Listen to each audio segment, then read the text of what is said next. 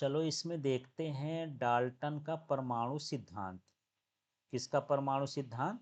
Dalton. Dalton का। अब इनका परमाणु सिद्धांत क्या है?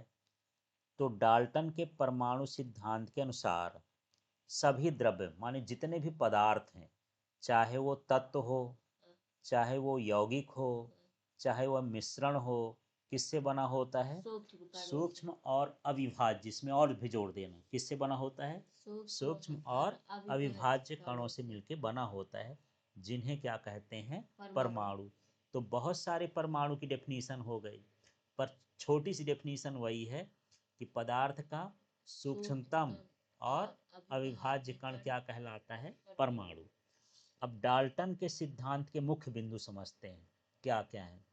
कि सभी द्रव्य परमाणुओं से निर्मित होते हैं। जितने भी पदार्थ हैं, चाहे वो यौगिक हो, मिश्रण हो, द्रव हो, ठोस हो, जितने पदार्थ होते हैं किससे मिलके बनते हैं? परमाणुओं से। ठीक है। और परमाणु ही रासायनिक अभिक्रिया में भाग लेते हैं। रासायनिक अभिक्रिया में कौन भाग लेता है?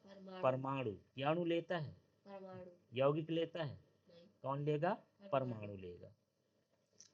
ठीक है। अब रासायनिक अभिक्रिया में ये तो ना उत्पन्न होते हैं और ना ही क्या होते हैं? नष्ट होते हैं। ये सारी चीज नहीं लिखना है, सिर्फ लिख देना है। रासायनिक अभिक्रिया में परमाणु ना ही उत्पन्न होते हैं और ना ही नष्ट होते हैं, माने ना ही ये सृजित होते हैं और ना ही इनका क्या होता है? विनाश होता है। अब जो तीसरा पॉइंट है कि दिए गए तत्व के सभी परमाणुओं का द्रव्यमान और रासायनिक गुणधर्म कैसे होंगे? समान। माने एक ही प्रकार के तत्व हैं यदि, तो उनका गुणधर्म और उनका द्रव्यमान ये सब कैसे होंगे? समान रहेंगे। जैसे मान के चलो ऑक्सीजन है, तो चाहे 10 अणु हो, परमाणु हो ऑक्सीजन के, सबका द्रव्यमान एक जैसे होगा और रासायनिक गुणधर्म भी कैसा होगा? एक जैसे होगा। यदि अब तत्व भिन्न भिन्न हो जाएं, बोलोगे नहीं एक समान नहीं, हम मानबे न करेंगे, भिन्न भिन्न अलग अलग हैं, तो उनका द्रव्यमान भी अलग होगा और रासायनिक गुणधर्म, जैसे हाइड्रोजन है और ऑक्सीजन है, या ऑक्सीजन है और कार्बन है, इनके द्रव्यमान मिलेंगे? नहीं मिलेंगे। गुणधर्म मिलेंगे? न मिलेंगे। ठीक है। यदि तत्व भिन्न भिन्न हो गए तो उनका न द्रव्यमान मिलेगा और ना ही उनका क्या मिलेगा? गुणधर्म मिलेगा। ठीक है। जो परमाणु होते हैं, भिन्न भिन्न परमाणु होते हैं, वो पूर्ण संख्या के अनुपात में संयोग करते हैं। ऐसा नहीं कि आधा परमाणु चला जाए, जैसे H2O के साथ मिलना है तो आधा H नहीं जा सकता, आधा ऑक्सीजन नहीं, टूट टूट के नहीं जाएगा। जैसे मैं तुमको भेजूं तो ऐसे ना बोले कि हाथ चले जाओ, नाक चले जाओ, मुंह चले जाओ, जाओगे तो इकट्ठे ना जाओगे, ऐसे जाते हैं ये। तो संयोग करेंगे तो पूर्ण संयोग करेंगे, पूर्ण संख्या के साथ, दशमलव नहीं कि 4.5 हाइड्रोजन रिएक्शन कर लिया किससे? ऑक्सीजन से। हमेशा कैसे जाएंगे? पूर्ण संख्या में, और एक निश्चित अनुपात में संयोग करेंगे। कैसा करेंगे? एक निश्चित अनुपात में संयोग करते हैं। ठीक है। किसी भी यौगिक में परमाणुओं के सापेक्ष संख्या और प्रकार क्या होते हैं? निश्चित होते हैं।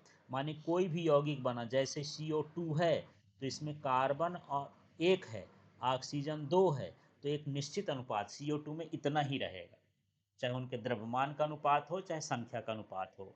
ठीक है। तो इस तरह से इसके बिंदु कहला गए। तो क्या क्या कहला गए बताओ? पहला क्या कहला गया?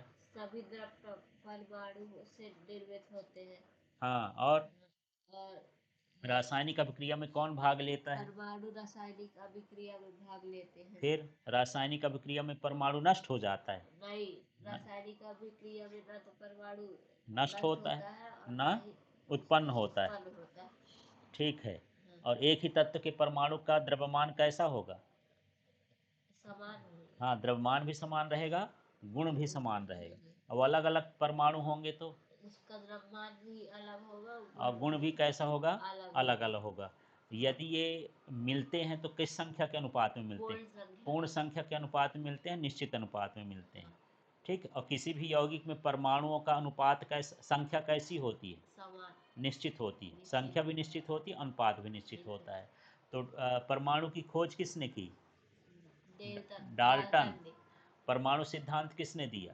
डाल्टन। ठीक है। समझ में आ गया?